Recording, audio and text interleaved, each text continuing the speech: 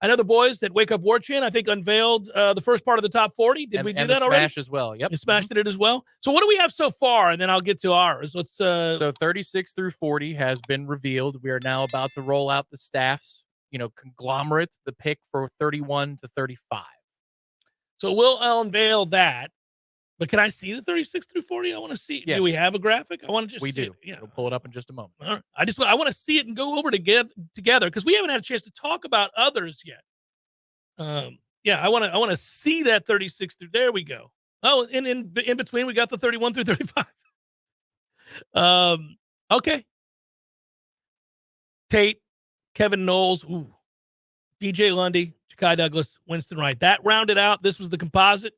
That's correct. DJ Lundy was hurt at 38 by your boy here, not putting him on the list at all. Sorry about that, DJ. So you didn't put him on the list. Because I don't know who the third best linebacker is. Is it Omar Graham? Is it DJ Lundy? Is it Blake Nicholson? I don't know who it's going to be. Whom we heard from. So we'll have to talk about that. I think, by the way, what this illustrates is something I've said before, Tom, which I'm concerned about. I don't like our linebacker room. Just don't like it. I don't think it's championship level. I don't even think it's a plus level. I could have put in a slot in the top 40 linebacker 3 because this is about opportunity for impact. That's how we grade the top 40. It's just when you don't know who that player is going to be, it's hard to pick one. For the record, I had Lundy at 37, right. So it wasn't like I had him way above where you had him. I think it's up for grabs, and if you can find somebody who can cover, and this was interesting to me because Blake Nicholson, when he was interviewed yesterday as part of the newcomers, he was asked, what's the best part of your game? I think it was Aslan who asked the question, and Blake responded, well, I'm really good at coverage, sideline to sideline, making plays in coverage, because that's the modern part of playing linebacker. We haven't had a guy who could do it in some time. If he's telling the truth, he's your third best linebacker. Well, to your point, I had Lundy and Omar Graham 37-38 because I don't know which of those two is going to be the guy at 3. I would think it's Lundy because of the experience. It's a fascinating endeavor here when we do this because this is a year where we have some real talent that gets snubbed. And all of us, I think, later on, looking back at the top 40, have some regrets, where you kind of look, you're like, yeah, you know what? I should have put him in there. I don't think I'm pretty sure I don't have Ja'Kai Douglas on my list. I never do. I do because, again, with his shiftiness, he's going to be going against. That's what I was getting at, though. I think you're right, and I'm wrong. I think he should have been in the top 40. I think I screwed him over. I didn't put Winston Wright on my list, which is crazy because last year, all of us had him on the list. I've got him on the list. You're one of 3 staff members to do that. Yeah. And if he needs to be on the list because, I guess maybe that's wishful thinking, but he has to be what we thought he could be when we brought him in. And I'm only asking you be at the lower level of the top 40 here as a slot guy. I would think that's possible if he's just back fully healthy. If he is, he's a top 25 player. He's a top perhaps 20 player. If he's the same person that he was before the accident, he would be that high. It's just, it's hard to assume that because the evidence that we've seen is that he's not back to 100%. But maybe they're saying, hold on, big shooter, just go through the motions and then we'll turn it up in the fall. We'll see. Most intriguing guy on the list and again, this was unveiled earlier on the Smash as well as Wake Up Warchant, that 36 through 40. And we'll give you, here's 31 through 35 composite in just a second. It's up there on the list if you're watching right now. But for radio purposes and later the podcast, I'll read those in just a second. I do like commenting on these players because there's a lot of intrigue around this team and these players and what roles they'll play and what level they're at in terms of the depth and the percentage of snaps they're going to play and how great their contribution could be to a team that is trying to win the ACC and get back into a position to make the college football playoff. Look at a guy like Kevin Noles, who, I don't know, Tom, do you feel like Kevin Noles is an afterthought? Well, clearly he is. Last year he was a starter. Everybody knew he was going to be a starter, and he did. He played through injury, but he did start, was it 11 games last season? He played a ton. I don't think I put him on my list. He's not on my list. Yeah. I did not put him on my list. I don't even feel like he'll hardly play. I'm hoping Tough Love Cameron comes through here. He's got the capability. You watch such a dramatic drop-off from 2 guys in particular that it frustrates you to no end. One of them's at Colorado now, and the other one's Kevin Noles. You're just like, come on, man. Yeah. Where was the natural progression for the amount of time you were getting in your career arc? What happened there? And he wasn't able to work with his new position coach. Just stinks. He wasn't able to go through full contact. That's just the way it was. So Kevin Knowles will get a crack at it in fall. Look, he's got a chance. It's like Winston Wright. He's the Winston Wright of the defense in that sense. His freshman year, he looked like he was on the brink of becoming a cornerstone defensive back. But the other problem with the equation here from Kevin Knowles' perspective is that Greedy Vance has gotten better and better and better, and he profiles as a slot corner. It's only one of those. Good job, the GOAT, Travis J. We should put him in there in honor of Travis J. Hey, to answer James P., not B, why Tate Rodemaker's in there. Backup quarterback's always kind of going to be in there. It's just, listen, it's not like we've seen Jordan Travis make it through a season unscathed. I mean, Tate had to come in and basically win the Louisville game for you last year. So I'd love to see Jordan get through this entire season without any problems. You hope not to see Tate unless it's in garbage time, which would be a lot.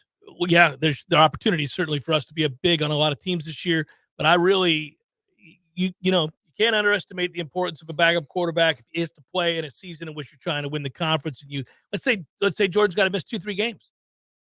But then how valuable is Tate Rodemaker if he's the second string quarterback? I'm assuming he's going to be, but again, that's he's critical. I can see why he would be there. Yeah. So here we go. Let's do the composite of 31 through 35. I think it is. Yep. 31 through 35. 31 through 35. Here's the list now. Gilbert you want me to start at 35. Sorry. Darius Washington from the offensive line. He is a plug-play guy across the line. He is a kind of jack of all trades that you put in there. I don't think Darius Washington's going to start, but I think Darius Washington is a guy that, you need a guard for a day. There you go. You need a tackle for a day? Okay. Got to put him at center? Okay. But he can do that for you, so he's up and down the line for you. Yes, I agree. This is a capable offensive lineman. There are 2 staff members on Warchant who did not put him in the top 40. You know who they are? No. You and me. Hey, That's how far Florida State has come, that this is a capable. This is not just. Yeah, capable is the way I describe Darius. Yes, but capable. That's why he didn't make my top 40. He's just capable. But he doesn't go in the game and you say, we're going to lose because Darius is in there. Watch him get blown by. Like Correct. We did. He's capable. Remember, there was a right tackle when we made the trip up to Boston College nearly 10 years ago. I said, he's getting beat every play. Oh, that was something. We had the coach's cam right there. We were right there, the bird's eye view. Watch this. I know, Tom. You've said it 14 times. I've seen it. I'm watching it. True. He got beat on every single play. Yeah. Yeah. Darius Washington, replacement level player. Yeah. War. Wins above. He is a good player. He's a good player, but not top 40. Yeah, he's right at 0, right? That's why he's not a minus player, but he's not a plus player. That's why he's 35. Many of the staff had him a lot higher, but both you and I said, no, it's not in the top 40. If we need Darius Washington, we got problems.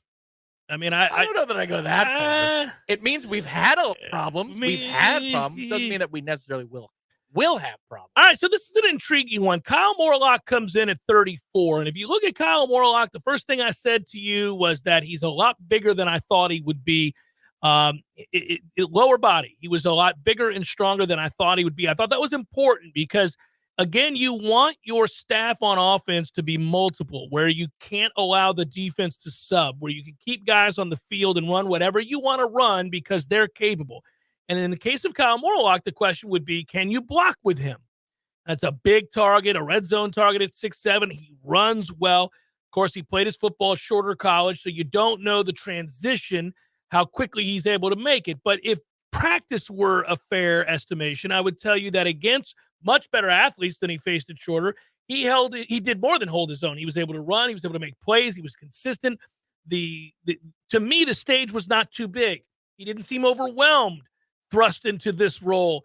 And listen, he's not your 1 or your 2 at tight end. He's your 3. To me, Biscuit's ahead of him. So Morlock will play a nice role. I think Morlock next year, not this upcoming year, the following year will be a star for you. I think he's just going to be a nice piece this year. I was very curious to see how the staff would rank the tight end room. And everybody had Marquise Douglas as their second tight end. In fact, 2 members of the staff did not have Kyle Morlock on the list. In this case, it was Corey and Ira. And I can understand that logic. If Jaheim Bellett and Marquise Douglas are both healthy for the entirety of the season, then Kyle Morlock may not be that big of a factor. But he is absolutely fit for the Power 5 level as an athlete. This is not somebody who's he's a good athlete. He's a big target. Yeah, I like Kyle Morlock a lot. I probably like him more than most. You had him at 31. I had him at 34. So, yes. Yeah, right there. Yeah. We're in agreement there. I like Kyle, man. I think they're going to find a way to utilize that skill set. He's a talent, and you don't get many guys at 6'7" that run like that. Now we got 2 guys at 6'7" that can really run. Yes, we do. Red zone. This gets back to and that's why he was as high as he was on my list, because I think you put that out there with 6'7" Johnny Wilson, and you got real problems if you're a defense. This is a reason why, and putting together this list was fun for the first time in a long time, really fun, because what I did when I sat down and typed these out, I thought about, well, how best to utilize this player and what does it mean? And what does it mean in terms of snap counts and roles that they'll play specifically, and how valuable is that role?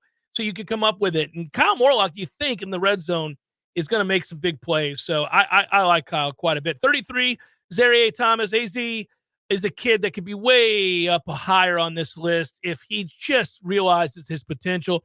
The length and the fluidity and the athleticism and the body type, it's all there. I feel like he should be a star. He had a nondescript camp. He did nothing to merit us getting excited. He was just out there. And I think that's why he's this low on the list, because if you looked at his potential when he first got here and you saw all of the attributes, you'd say, that's a star in the making. Maybe, again, he's young. He's very young. I have to remind myself that it's not right to take a second-year kid and tell everybody he's going to be a superstar. You know, he played a ton last year as a freshman. As a freshman. So he's right on pace. Yeah, it's just about that breakthrough moment for him when he locks it down. It has not come yet. Nobody on the staff had him in their top 30, which I found surprising as well. That means that we're all watching practice and we're seeing that there has not been that breakthrough where every day you say 20 is one of the best players on that defense. He's got it in him. He has the instincts. In fact, towards the end of last season, one of the few players who could play zone and understood what to do in zone was AZAREYE'H. I think part of it, this is unfair for the defensive back room. You have a new position coach who might have new keys and principles. I'm not saying they're overhauling the scheme. I'm just saying that you might be swimming. Some guys might be quicker learners, might adapt to his teaching style more. By the time we get to fall camp, I think we'll have a better indication of who was maybe swimming in spring and who just is not emerging, period. Yeah. Well, and nowadays you got to sink or swim here. We were recruiting over top of you in both ways. Yes. And now you gotta get with the get. I don't have time for you to be pussyfooting for 2.5 years. Let's go. The size of these guys in this class, and a couple more spoke to the media: Conrad Hussey, Edwin Joseph, Jabril Rawls, to go along with KJ Kirkland and Quindarius Jones. Well, you're bringing in real players now. I mean, let's talk about it. We're bringing in like Florida State level players, like we matter again. Dennis Briggs, defensive line 32, and Gilbert Edmond, defensive end 31. Defensive end is a unit. I'll start there and then go back to Dennis Briggs. Defensive end is a unit that I'm not in love with. You've got elite talent in the form of Jared Verse. You're very good on the other side. You don't have a ton behind it. Gilbert Edmond comes in to try to provide some of that depth. I was not impressed with Gilbert Edmond in his first camp. We'll see what he does. I need him to be better than he was in camp, but that was a spring, so maybe he will be. And certainly he's played in the SEC. He's not going to be a bust for us. I just don't know that he's a huge difference maker. He was not in your top 40. Gene had him at number 40 or 39 tie. And then everybody else had him 32 or better. And the reason is I think he's going to be in the rotation because he has to. Well, yeah. You know, it's about impact and it's about the access to having an impact on the team. If you're the third defensive end, you're going to have to be on the field. When Patrick Payton is not on the field, you're going to be in that rotation. Well, let's get into what these roles are, right? So you're looking at it as a pass rusher because that's all he really can be. He doesn't look like a guy that sets the edge to me at all. So this is where I think Briggs could be kicked out wide again, and you may set the edge, and that's why I almost think I do think he's more important to this defensive line than Gilbert Edmond. You had him very high at 20. I had him among the highest on staff, but not up where you did. Yes, I agree. Versatility. I think he's top 30 for me. This is a guy that they list him as defensive tackle. They say they want to keep him at defensive tackle. I don't know. If you do a snap count of where he lines up relative to the football, I don't know if at season's end he's lining up as a 1 or a 3. I think he's more often setting the edge for you on rundowns. I think that's where he's valuable. And I think he can do that, and I think it's the first time he's going to be healthy in 2 years. And I think he has the versatility to stay on the field. You can slide him inside, of course, or slide him out is a better way of saying it. I think that's Dennis Briggs' role. And I'm really rooting for Dennis Briggs, who was obviously screwed by a cheap shot against Louisville that I think set him back a good year and a half. I also believe, well, I agree with that on third down, he should line up in the interior with him and a Braden Fisk type. You want somebody who's a little bit more twitchy on a third and obvious. That could be Josh Farmer, Braden Fisk, or Dennis Briggs. I don't know that we need to have Fabian Lovett out there on third and pass. In that situation, yeah. He's quick enough to do it. Maybe I'm wrong. Maybe you want to play it. But if you're trying to contain snap counts and you're trying to give everybody put them in a situation where they can be the most impactful, Dennis Briggs on third and passing should probably be lining up over a guard or a center, I think. Versatility played a huge role in my ranking him, Dennis Briggs, where I did. That's exactly why. I'm not telling you he's a dominant player. I'm not telling you he's an elite player. I am telling you he's a good player and a versatile player, and that's why I had him as high as I did. I think he'll have to play multiple roles for this team. Health also had to do with it as well.